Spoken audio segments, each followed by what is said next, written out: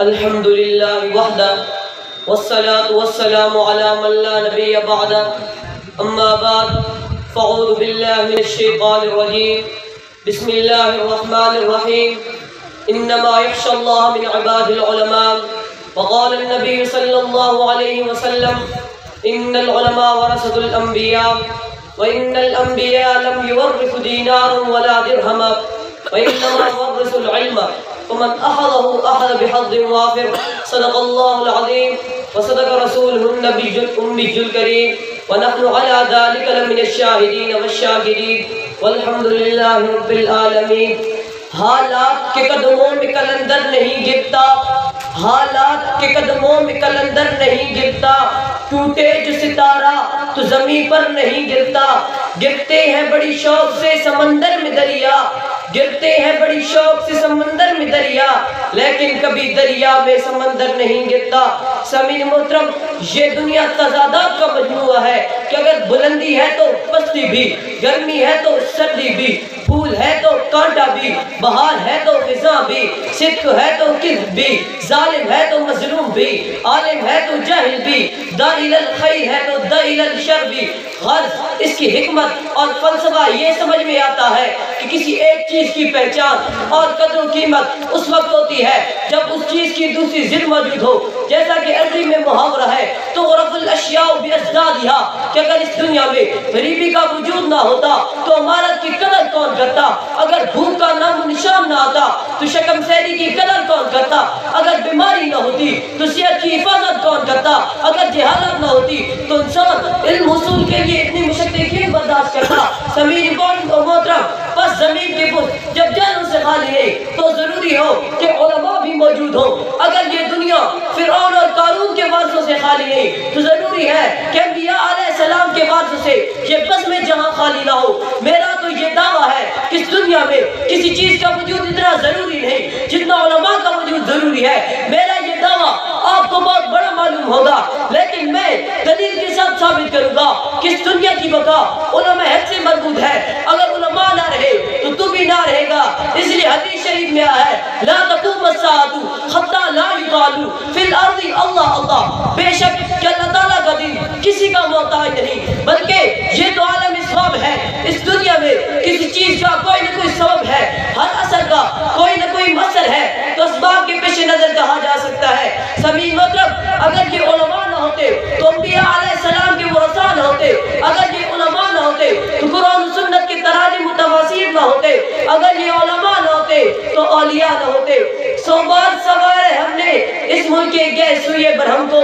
سو بار سوارے ہم نے اس ملک کے گئے سوئے برہم کو، یہ اہل جنوب بتلائیں گے کیا ہم نے دیا ہے عالم کو۔ سامعین محترم، آج میں آپ حضرات کے حالات، آپ کی فکر سوچ، آپ کا ذہن مرکز علوم قرآن، مرکز علوم نبوت دارالعلوم دیوبند کی طرف مبذول کرانا چاہتا ہوں۔ کس ادارے نے جو دعویٰ کیا ہے کہ یہ علوم قرآن کا مرکز ہے، علوم نبوت کا مرکز ہے، یہ ادارہ تحریک اسلام کے لیے خادم پیدا کرے گا، یہ اپنے اس دعوے میں کتنا سچے نکلا، آپ کی ذہن کو اسی کی طرف مبذول کرانا چاہتا ہوں۔ سامعین محترم، دارالعلوم دیوبند کی ابتدا ایک انار کے درخت کے سائز ہوئی اور اس نے ایک صدی میں 90,000 علماء حق تیار کیے۔ دارالعلوم دیوبند نے ہزاروں مفسر، محدث، مفتی، متکلم، مبلغ، مفکر، مدبر، سیاستدان، صحافی، شاعر، مار تیار کیے اور ہزاروں فقہاء، علماء، فضلاء، اذکیاء، اکابر، شیوخ پیدا کیے۔ دارالعلوم دیوبند کے سپوتوں کا ذکر کیا جائے، ان کے کمالات و صفات کا تذکرہ کیا جائے تو ان کے لیے ایک الگ الگ تصنیف ہو سکتی ہے اور ایک الگ الگ دفتر کی ضرورت ہے۔ یہی ہے جن کے سونے کو فضیلت ہے عبادت پر، یہی ہے جن کے سونے کو فضیلت ہے عبادت پر، انہی کی اتقا پر ناز کرتی ہے مسلمانی، انہی کی شان کو زیبا نبوت کی وراثت ہے، انہی کا کام ہے دینی مراسم کی نگہبانی۔ سامعین محترم، جب میں تاریخ کے اوراق پڑھتا ہوں تو مجھے حضرت مدنی روضہ اقدس کے صاحب قال اللہ و قال رسول کہتے ہوئے نظر آتے ہیں، حضرت شیخ الہند مکہ کی جلد میں تفسیر اسماعیلی کا ترجمہ لکھتے ہوئے نظر آتے ہیں، امین صفدر اکاڑوی فرقہ باطلہ کے ساتھ منظر پیغام نظر آتے ہیں، حضرت چنوٹی سیف منازع لے کر وزایت کے تعاقب میں نظر آتے ہیں، طالبان عالمات